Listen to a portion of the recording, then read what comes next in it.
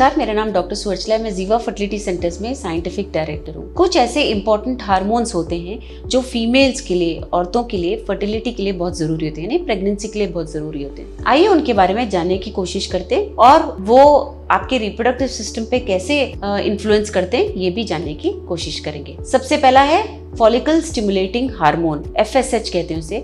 ये pituitary gland जो आपके ब्रेन में है उस ग्लैंड से रिलीज होता है और ये बहुत आवश्यक होता है आपके फॉलिकल्स को ग्रो और डेवलप होने के लिए, यानी कि ओवरीज में आपके फॉलिकल्स होते हैं और उनके ग्रोथ और डेवलपमेंट के लिए ये हार्मोन बहुत जरूरी होता है। फॉलिकल के अंदर अंडा होता है जो फिलहाल इमेच्योर होता है, लेकिन FSH के इन्फ्लुएंस में वो मैच्योर होता है और ओव्यूलेशन के दौरान, यानी अंडा रिलीज होने के दौरान वो करेक्ट साइज का होने के बाद रिलीज होता है। फिर आता है ल्यूटिनाइजिंग हार्मोन, ये भी बहुत जरूरी है और ये भी पिट्यूटरी ग्लैंड से ही रिलीज होता है। ये FSH के साथ काम करते हुए आपके पीरियड्स को रेगुलेट करता है और ओव्यूलेशन को स्टिमुलेट करता है। ये बहुत जरूरी होता है क्योंकि इसके इन्फ्लुएंस में ही अंडा रिलीज हो पाता है। ईस्ट्रोजन जो है एक और हार्मोन है जो आपके ओवरीज प्रोड्यूस करते हैं और ये रिस्पॉन्सिबल होता है डेवलपमेंट और मैच्योरेशन के लिए आपके फॉलिकल्स के।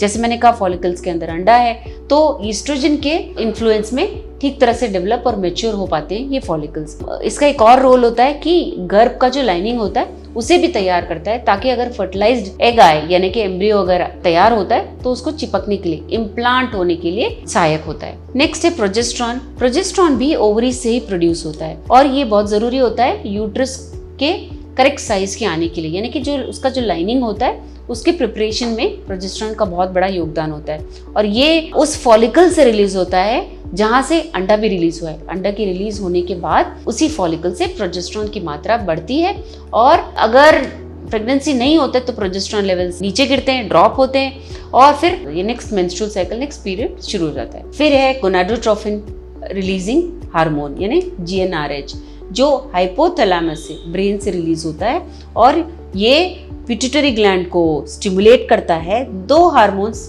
रिलीज करने के लिए। जैसे मैंने कहा FSH और LH वही हार्मोन होते हैं जो GnRH के इन्फ्लुएंस में रिलीज होते हैं और इन हार्मोन्स में कहीं भी इम्बैलेंस रहा अगर तो प्रेगनेंसी में दिक्कत हो सकती है।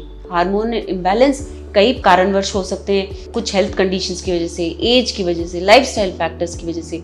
लेकिन आप अगर फर्टिलिटी के लिए प्लान कर रहे हैं तो आपको आपके क्लिनिशियन से, फर्टिलिटी स्पेशलिस्ट से बात करनी चाहिए, क्योंकि आपके प्रॉब्लम को आइडेंटिफाई करके आपके लिए कस्टमाइज प्लान बनाया जाएगा। ऑफ कोर्स ये सारा कुछ हार्मोन इवैल्यूएशन के बाद ही होता है, जो बहुत एक सिंपल ब्लड टेस्ट होता है जो कुछ डे 2 के दिन करने चाहिए, आपके पीरियड के डे 2 के दिन, कुछ कभी भी कर सकते हैं। तो रिपोर्ट्स के मुताबिक, उनके वैल्यूज के मुताबिक आपके डॉक्टर डिसाइड करेंगे कि आपको कौन सा बेस्ट ट्रीटमेंट ऑप्शन बताना चाहिए।